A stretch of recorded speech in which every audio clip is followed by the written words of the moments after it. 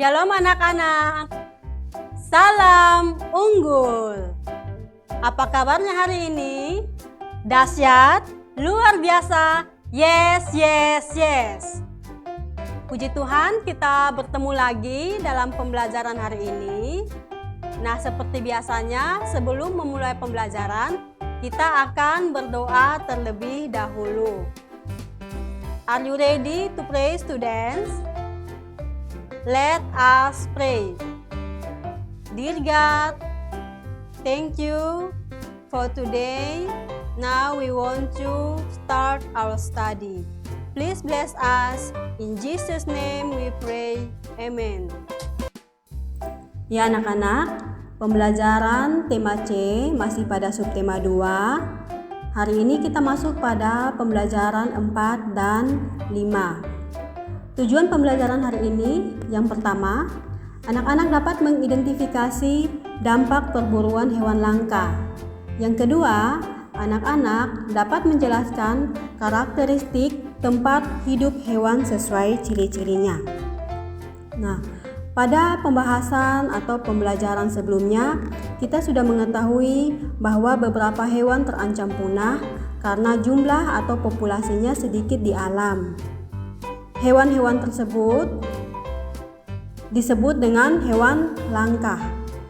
Contoh hewan langka antara lain ada badak, ada burung cendrawasih, ada orangutan, ada komodo, dan harimau.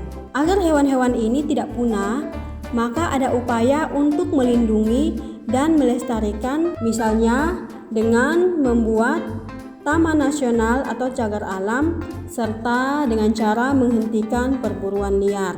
Anak-anak perlu ketahui bahwa orang-orang memburu dan membunuh hewan langka yaitu untuk memperoleh manfaatnya.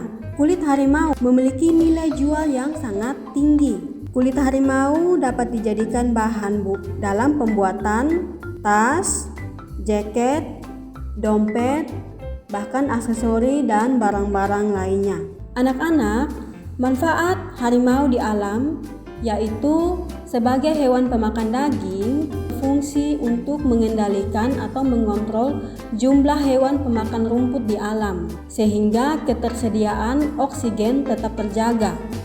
Kalau harimau diburu dan dibunuh, bahkan sampai mengalami kepunahan, maka jumlah hewan-hewan pemakan rumput ini pasti akan meningkat.